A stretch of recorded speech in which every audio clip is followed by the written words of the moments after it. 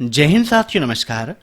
आपके इस परिवार प्रोग्रामिंग ट्यूटोरियल पर मैं लेके आया हूं O level M2 R5 web designing and publishing का सॉल्व्ड पेपर की सीरीज।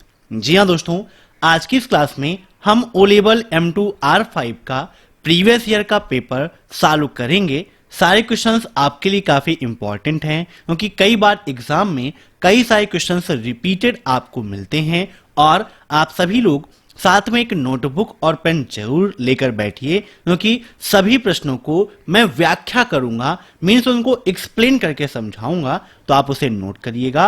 और ओ लेवल M1 R5 की क्लासेस हमारे चैनल अब एक्सेल कंप्यूटर पर होती हैं, तो वहां से आप उसे अटेंड कर सकते हैं। तो टाइम वेस्ट ना करते हुए चलिए शुरू करते हैं आज की ये क्लास, क्योंकि सीधी बात नो बकवास, यही है अब एक्सेल की class. Let's begin in this topic.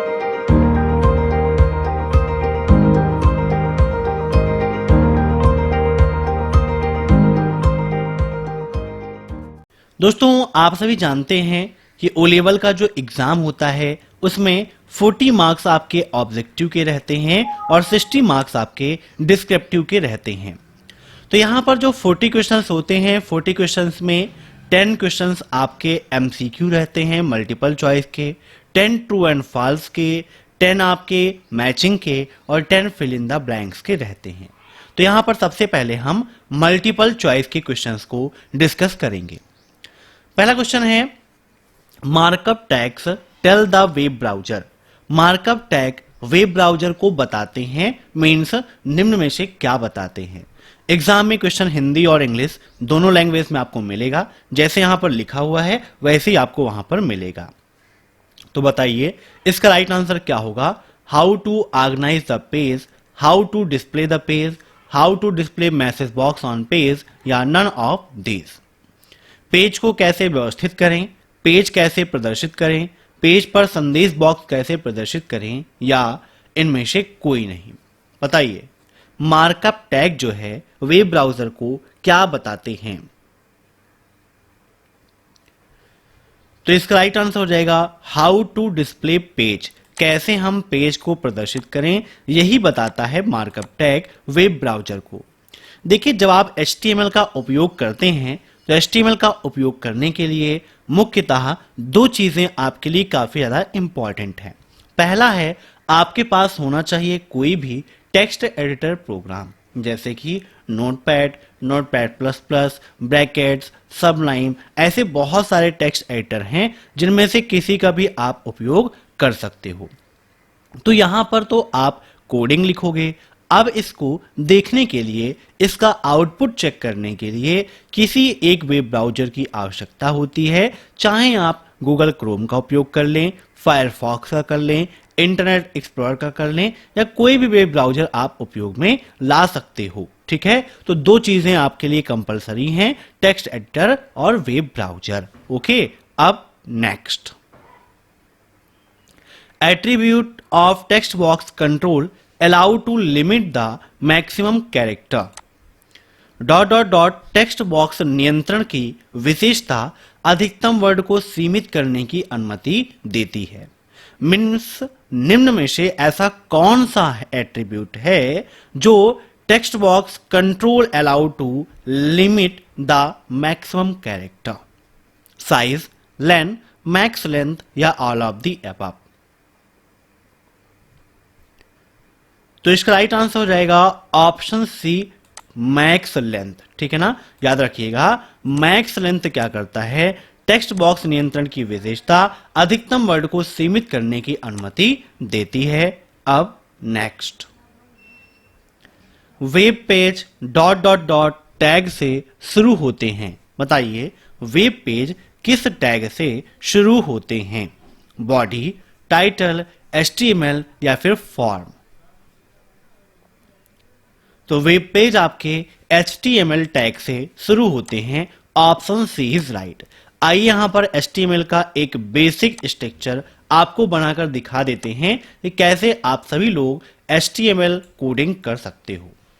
देखिए, प्रेजेंट टाइम पर जो हम HTML उपयोग कर रहे हैं वो HTML का लेटेस्ट वर्जन HTML5 है और ब्राउजर को यह बताने के लिए यहां पर ये डिक्लेरेशन देना आपके लिए जरूरी है, जहां पर आपको लिखना है डॉक टाइप HTML। ये कोई टैग नहीं है, यह सिर्फ और सिर्फ क्या है, आपका एक डिक्लेरेशन है, याद रखिएगा, ठीक है ना, डॉक टाइप HTML। अब यहां पर पहला कोड आपका लगेगा HTML का। अब यहां पर अगर आप कुछ टाइटल देना चाहते हो तो उसके लिए यहां पर हेड टैग का उपयोग करेंगे। हेड टैग के अंतर्गत टाइटल यहां पर हम दे देंगे। मान लीजिए टाइटल यहां पर हम दे दे रहे हैं प्रोग्रामिंग ट्यूटोरियल, ठीक है। और अब यहां पर टाइटल टैग को आपको क्लोज भी करना होगा। क्लोज करने के लिए फॉरवर्ड स्लैश का उपयोग करते हैं, देन यहां पर आप हेड टैग को भी क्लोज कर देंगे और अब शुरू होगा हमारा बॉडी टैग, ठीक है। अब बॉडी टैग में जो भी चीजें आपको लिखनी है, मान लीजिए दिस इज अ पैराग्राफ हमने लिख दिया है ना, या फिर this is O level M2R5 class, ठीक है ना। तो ऐसे जो भी आपको लिखना है वो आप लिख सकते हो। देन यहां पर आप बॉडी को क्लोज कर देंगे और फिर आप यहां पर HTML को भी क्लोज कर देंगे। तो ये क्या है, आप HTML का बेसिक स्ट्रक्चर इस तरीके से तैयार कर सकते हो, है ना। यह इसका बेसिक स्ट्रक्चर है।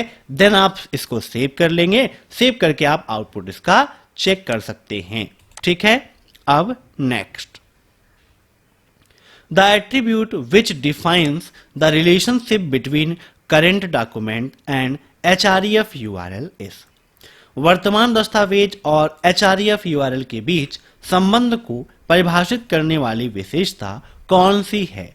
मीन्स निम्न में से कौन सा ऐसा एट्रीब्यूट है जो करेंट डॉक्यूमेंट और कोई लिंकअप URL है उसके बीच के संबंध को परिभाषित करती है, REL, URL, REV या ऑल ऑफ दीज। तो इसका राइट आंसर हो जाएगा ऑप्शन सी, REV, ठीक है। अब next, correct HTML to left align the content inside a table cell each। तालिका सेल के अंदर कंटेंट को बाईं तरफ संरेखित करने के लिए सही HTML कोड है। मीन्स निम्न में से कौन सा ऐसा HTML कोड है जिसका उपयोग करके हम कोई टेबल है तो टेबल के कंटेंट को लेफ्ट में कर सकते हैं। TD left, TD RALIGST equal to left, TD align equal to left, TD left align. बताइए क्या होगा इसका राइट आंसर।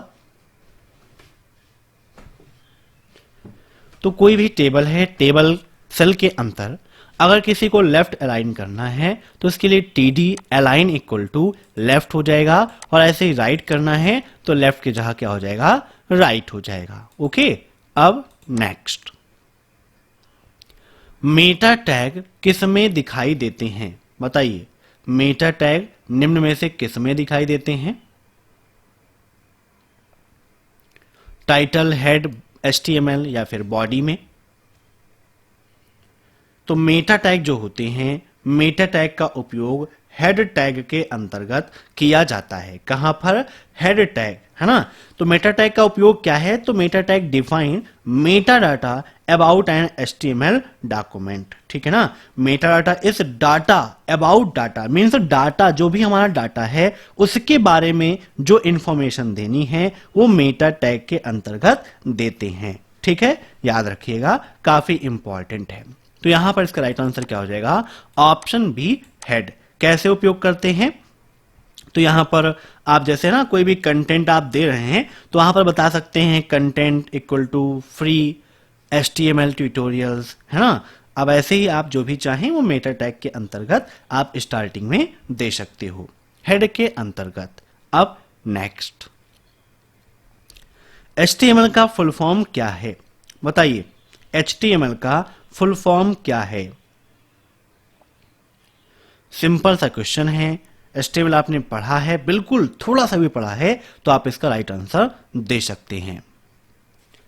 तो HTML का फुल फॉर्म है hyper text markup language. Option B is right. Then next, input each. बताइए input क्या है? काफी इंपॉर्टेंट क्वेश्चन है आपके लिए, इनपुट, क्योंकि इनपुट टैग क्या है इसमें से आप सभी के लिए काफी कंफ्यूजन है। ये फॉर्मेट टैग है, एम्पटी टैग है, बोथ ए एंड बी, या फिर इनमें से कोई नहीं?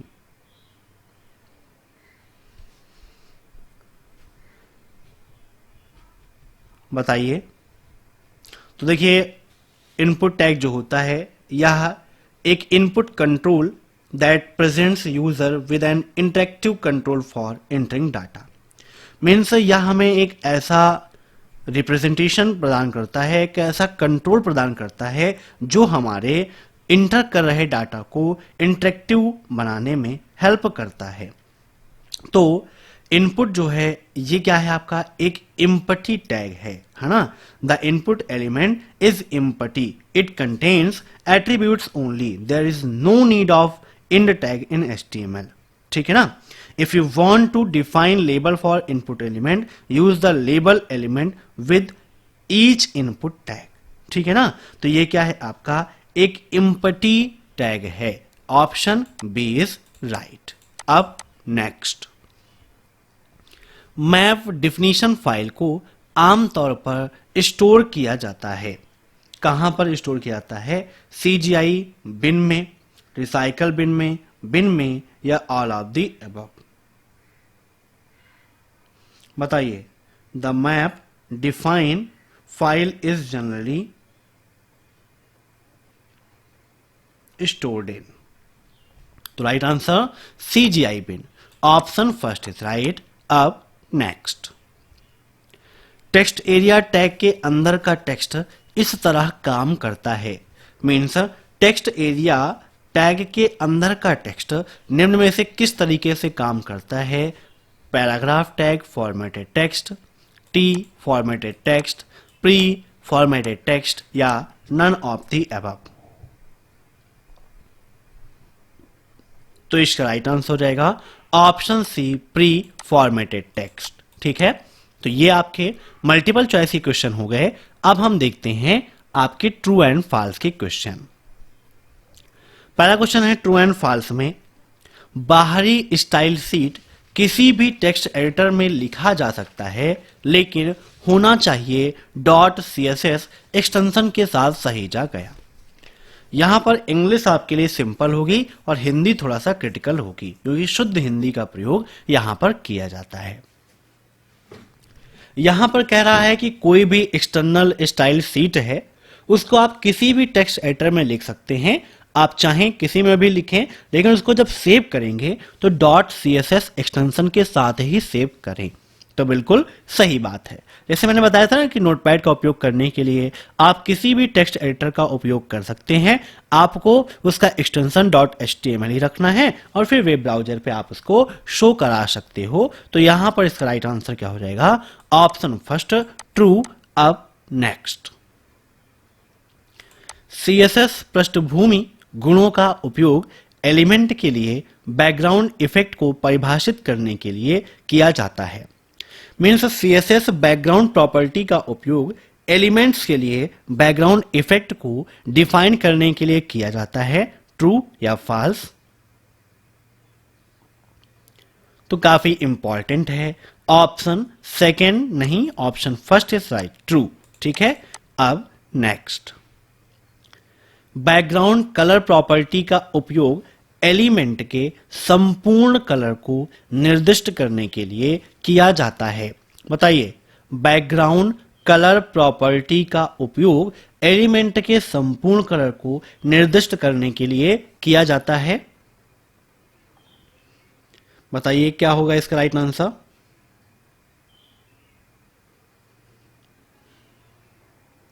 तो यहां पर इसका राइट आंसर हो जाएगा ऑप्शन सेकेंड, फॉल्स, क्योंकि बैकग्राउंड कलर प्रॉपर्टी का उपयोग एलिमेंट के पूरे कलर को नहीं चेंज करता है। वहां पर क्या है कि जो एलिमेंट्स का बैकग्राउंड है उसको तो चेंज करेगा, लेकिन पूरे एलिमेंट के कलर को चेंज नहीं करता है। अब नेक्स्ट,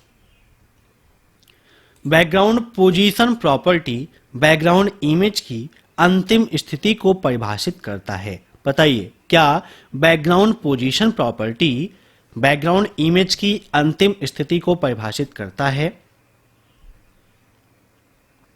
तो बिल्कुल गलत है, ऑप्शन सेकेंड इज फॉल्स। अब next, the CSS border properties do not include border style. CSS border property में बॉर्डर स्टाइल शामिल नहीं है, ट्रू या फॉल्स? तो यह भी आपका फॉल्स हो जाएगा, ऑप्शन सेकेंड इज राइट। अब नेक्स्ट, बॉर्डर स्टाइल प्रॉपर्टी का उपयोग उस बॉर्डर प्रकार को निर्दिष्ट करने के लिए किया जाता है जिसे आप वेब पेज पर प्रदर्शित करना चाहते हैं। The border style property is used to specify the border type which you want to display on the web page, true या फॉल्स? तो इसका राइट आंसर हो जाएगा ऑप्शन फर्स्ट, ट्रू। ठीक है, अब नेक्स्ट, बॉर्डर स्टाइल प्रॉपर्टी का उपयोग उस बॉर्डर प्रकार को निर्दिष्ट करने के लिए किया जाता है जिसे वेब पेज पर प्रदर्शित करना चाहते हैं। यहां पर ये क्वेश्चन मिस्टेक से रिपीट हो गया है ना? तो इसका राइट आंसर क्या होगा? अभी मैंने आपको बताया था। अब next, the none value totally remove the element from the page. क्या नन वैल्यू पेज से एलिमेंट को पूरी तरह से रिमूव कर देता है? तो बिल्कुल सही है, ऑप्शन फर्स्ट इज राइट। अब नेक्स्ट, लिस्ट आइटम एलिमेंट को एलिमेंट की तरह व्यवहार करता है। Let's item make the element behave like a element. तो यह भी बिल्कुल आपका सही है, ऑप्शन फर्स्ट इज राइट। अब नेक्स्ट, CSS फ्लॉट प्रॉपर्टी एक पोजीशनिंग प्रॉपर्टी नहीं है। बताइए, क्या CSS float property is not a positioning property? काफी इंपॉर्टेंट क्वेश्चन है, कई बार आपके एग्जाम में ये क्वेश्चन रिपीट हुआ है।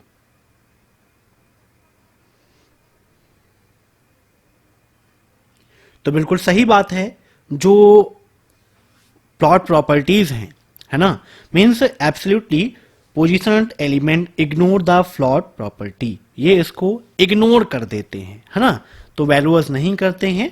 तो यहां पर इसका राइट आंसर हो जाएगा ऑप्शन फर्स्ट, बिल्कुल सही है। ठीक है, तो आज की क्लास में बस इतने क्वेश्चंस।